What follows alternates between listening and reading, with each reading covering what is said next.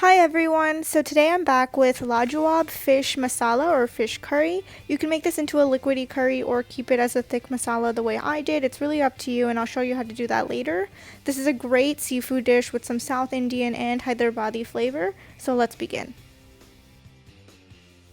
Alright, so to prepare our marinade for the fish, we're going to add in 1 tablespoon of ginger paste, 1 tablespoon of garlic paste, and 1 tablespoon of red chili powder. You can adjust this based on your own spice tolerance. I like my food pretty spicy, so I'm going to add in 1 tablespoon, salt to taste, and 1 teaspoon of turmeric powder.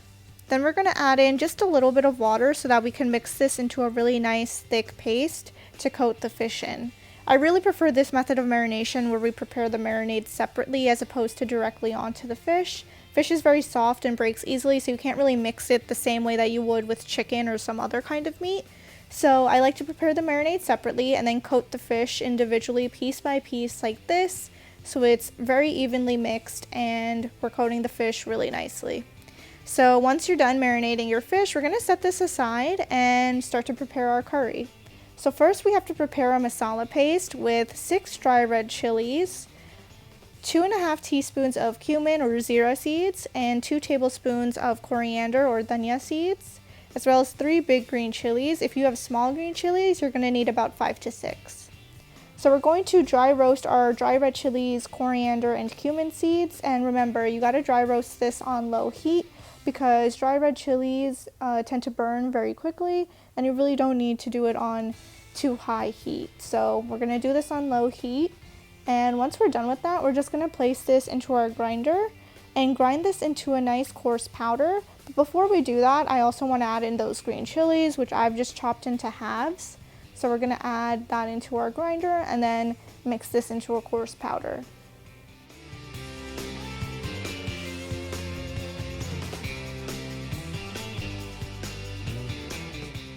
So we have our coarse powder here, so I'm also going to add in 1 teaspoon of red chili powder and 1 teaspoon of turmeric powder. Earlier I soaked some tamarind in water, and you can see we have this really great tamarind flavored water now, and I'm going to add as much as needed to make this smooth paste. So you can see that this is the consistency we want, so add as much tamarind water as necessary to get to this consistency. We can set our masala paste aside now since it's ready, and we're going to use it later on. Next, we're going to move on to pan frying our fish on high heat. And make sure you use a pan or pot that you know you can make your curry in as well, because this is actually a 1-pot recipe. I'm going to be using this same pot to make our curry later on. So we're just going to fry our fish. Make sure you remember to flip it over after a few minutes. And we want this to be about 50% cooked. Fish cooks pretty quickly, so we're going to cook it in the curry later on as well. So you don't need to fully cook this at this point. Once your fish is done pan frying, we can set this aside for later and start preparing our curry.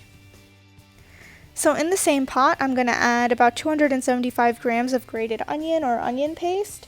And we're going to cook this on medium to high heat until it's nice and golden brown and the onions are very well cooked.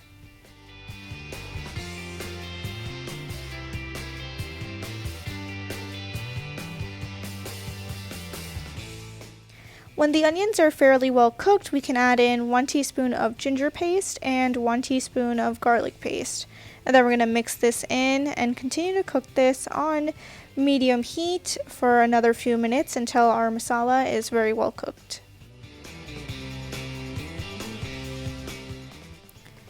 Also, if you see your masala starting to stick to the pan, just sprinkle in some water to prevent that.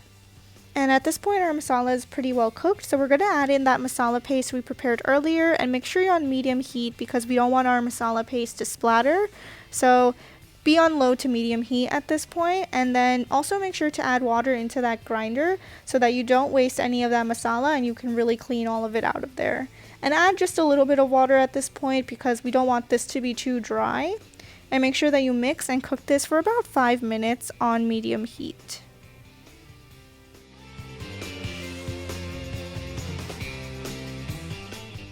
Even though you're on medium heat, it won't be long until you get to a boil. So once you are, you can add in salt as per your own taste, and also add in 1 to 2 tablespoons of Kasuri Methi or fenugreek leaves. We're also going to add in about 20 to 25 curry leaves at this point, and mix all of that together and continue cooking this on medium heat.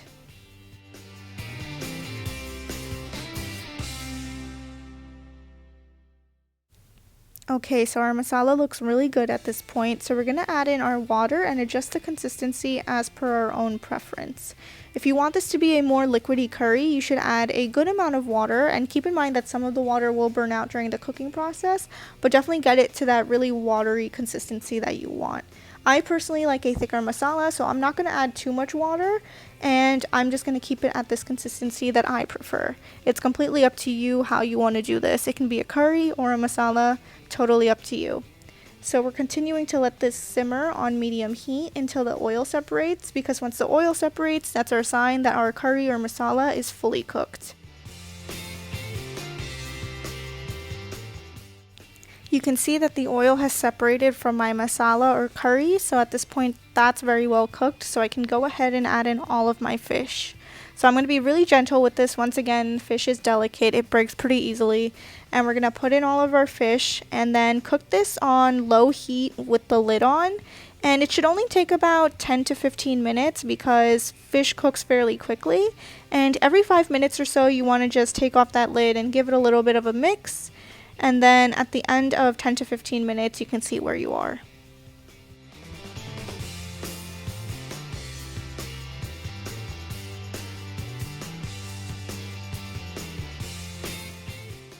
So at this point, my fish is just about done. So I'm just going to flip it so that we make sure that both sides are not only cooked, but really coated well in this curry or masala that we've prepared. And since it's done, I'm just going to garnish with some coriander. And at this point, our Lajawaab fish masala or Lajawaab fish curry, whichever you chose to make, is ready. And as always, you can enjoy this with some white rice or tandoori roti. It's completely up to you.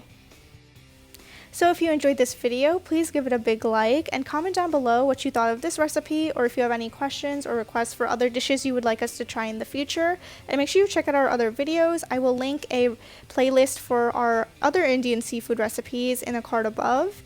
And make sure that you subscribe and hit that bell icon so you get notified every time we post. And make sure you share this with your friends if you really enjoyed it. Thanks for watching!